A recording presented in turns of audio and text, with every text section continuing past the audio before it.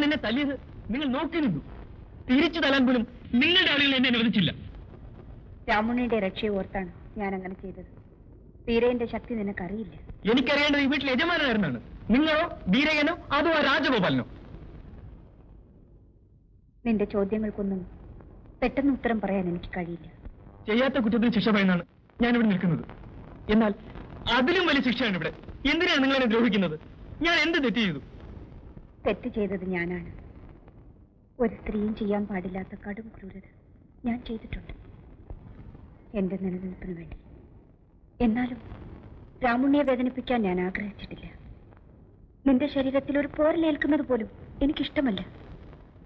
ഇങ്ങനെയൊക്കെ സംഭവിച്ചതിൽ എനിക്ക് ദുഃഖമുണ്ട് രാമുണ്ണി. എന്നോട് ക്ഷമിക്കൂ. രാഗസംഗമം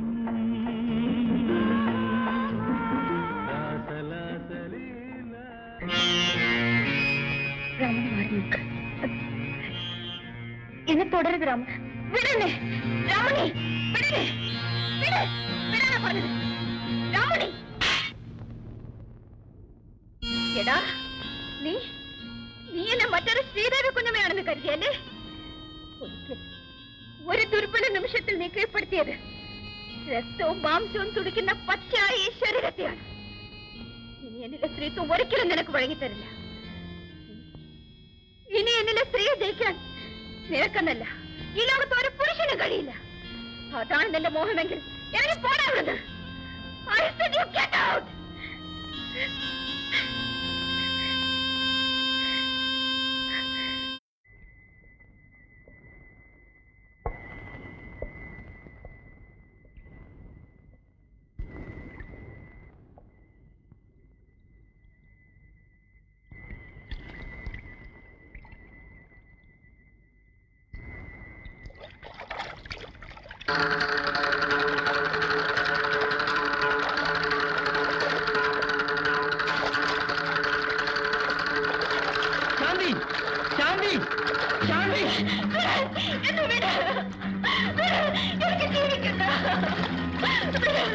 ഇല്ല, നിന്നെ ഞാൻ മരിക്കാൻ അനുവദിക്കില്ല. നീ എന്തിനാണ് ചാവാൻ പോകുന്നത്? ജീവിക്കാൻ എനിക്ക് അർഹതയില്ല. നീ ജീവിക്കണം. ആർക്കു വേണ്ടി, എന്തിനു വേണ്ടി ഞാൻ ജീവിക്കണം? നിന്നെ നശിപ്പിക്കാൻ ശ്രമിച്ചവരെ എതിർത്ത് തോൽപ്പിക്കാൻ എനിക്കതിന് കഴിയില്ല. കഴിയും. നീ ആരെയാണ് ഭയപ്പെടുന്നത് അവരെ നേരിടാൻ നിന്നോടൊപ്പം ഞാനും ഉണ്ടാകും. വേണ്ട, എന്റെ വഴിക്ക് എന്നെ വിട്ടേക്കോ. ശാന്തി, ശാന്തി, ഇപ്പോ ആ പേര് മാത്രമേ ഉള്ളൂ എനിക്ക്. എന്റെ ജീവിതത്തിലെ ശാന്തിയെല്ലാം എന്നെ എനിക്ക് നഷ്ടപ്പെട്ടു. ചെറുപ്പത്തിൽ അമ്മ മരിച്ചു. പിന്നീടെല്ലാം എന്റെ അച്ഛനായിരുന്നു. എന്തിനാണ് കരയുന്നേ? അമ്മയെ ഓർത്താണോ? ഒന്നുമില്ല മോളെ, ഒന്നുമില്ല. വരും മോളെ, നമുക്ക് പോവാം. എങ്ങോട്ടാ അച്ഛാ? മോളെ, അച്ഛൻ കോൺവെന്റ് ചേർക്കാൻ പോവാ.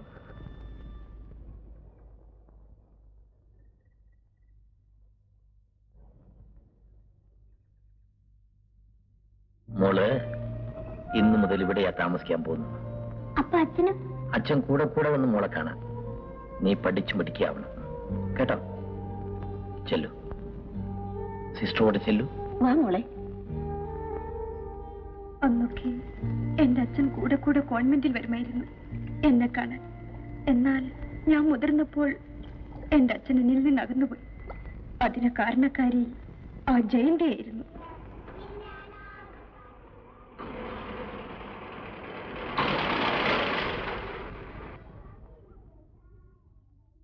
അച്ഛാ,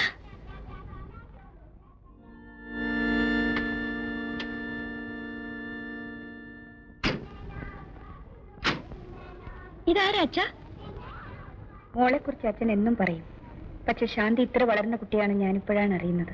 എന്റെ വളർച്ച ചിലപ്പോ അച്ഛന് പറഞ്ഞു കാണില്ല. പരിഭവങ്ങളൊക്കെ പിന്നെ പറയാം, വീട്ടിൽ ചെന്നിട്ട്. എനിക്ക് പോരാൻ പറ്റില്ല അച്ഛാ, നാളെ എക്സാം തുടങ്ങിയാണ്. Please come. മോക്ക് അവരെ ഇഷ്ടപ്പെട്ടോ? എനിക്കവരെ അറിയില്ലല്ലോ. ജയന്തി എന്നാണ് പേര്. മോക്ക് ഇഷ്ടപ്പെട്ടെങ്കിൽ ഞാൻ അവരെ വിവാഹം കഴിക്കാൻ ആഗ്രഹിക്കുന്നു. മോൾ അമ്മയുടെ സ്ഥാനം. അച്ഛാ, എന്റെ അമ്മയുടെ സ്ഥാനം മറ്റൊരു സ്ത്രീക്കോ? ഇല്ല. ശാന്തി, ഞാൻ പറയുന്നത് കേൾക്കൂ.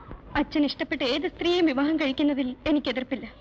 എന്നാൽ ആ സ്ത്രീ അച്ഛന്റെ ഭാര്യയല്ലാതെ എന്റെ അമ്മയാവില്ല. തീർച്ച. ശാന്തി, മോളെ ശാന്തി. പിന്നീട് ഒരിക്കലും എന്നെ കാണാൻ അച്ഛൻ വന്നില്ല. എന്നാൽ ശാന്തി,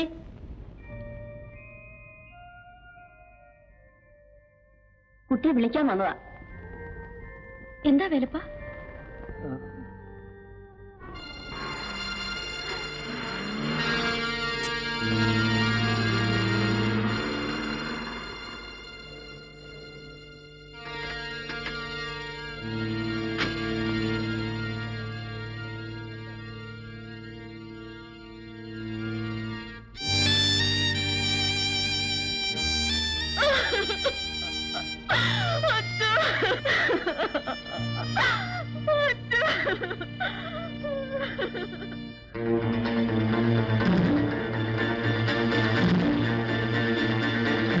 എന്റെ അച്ഛനെ കൊന്നത് അവളാണ്, ആ ജയന്തി.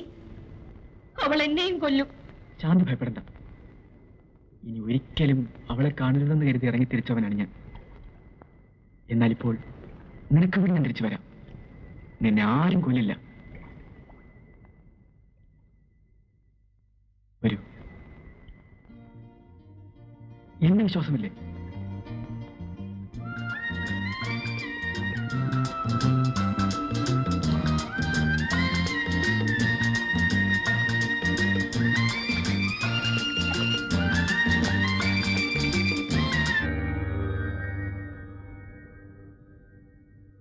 രാമണ്ണിയെ ഇനിയും ആ വീട്ടിൽ വെച്ചുകൊണ്ടിരിക്കുന്ന ആപത്താണ്. അവനെ എങ്ങനെ നശിപ്പിച്ചേ തീരും. അവനെ നശിപ്പിച്ചതുകൊണ്ട് നമുക്കൊന്നും നേടാറില്ല. അവളെയാണ് നേരിടേണ്ടത്. അതിന് നിന്റെ ശക്തിയും ആവശ്യവും പറ്റില്ല. അവളെ തറ പറ്റിക്കാനുള്ള വഴി എനിക്കറിയാം. നീ ഇവിടെ നിൽക്കൂ.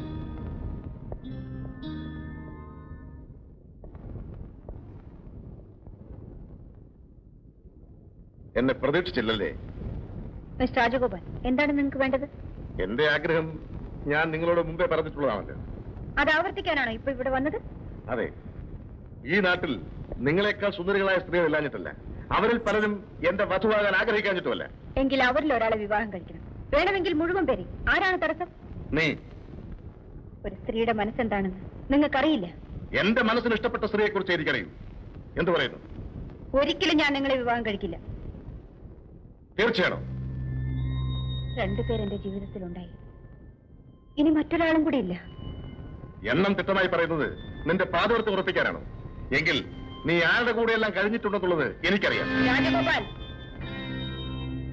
രസിക്കുന്നില്ല അല്ലേ? അനാവശ്യം പറയരുത്. ജയന്തി, ഈ വീട്ടിൽ നിന്റെ ചാർച്ചക്കാരനാണെന്ന് പറഞ്ഞ് ഒരു പയ്യനെ താമസിപ്പിച്ചിട്ടുണ്ടല്ലോ. അവനുമൊത്ത് നീ കഴിഞ്ഞിട്ടില്ലേ? ഇല്ലെന്ന് സത്യം ചെയ്ത് പറയാമോ?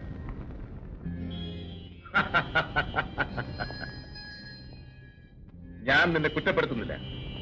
ഭർത്താവ് നഷ്ടപ്പെട്ട ഒരു സ്ത്രീ യൗവനം നശിക്കാത്ത ഈ പ്രായത്തിൽ അല്പം പിഴച്ചുപോയാൽ അതൊരു തെറ്റല്ല. എന്നാൽ ആ തെറ്റ് ഇനിയും ആവർത്തിക്കാൻ അനുവദിച്ചുകൂടാ. നീ അവനെ ഉടനെ തന്നെ പറഞ്ഞേച്ചേക്ക്.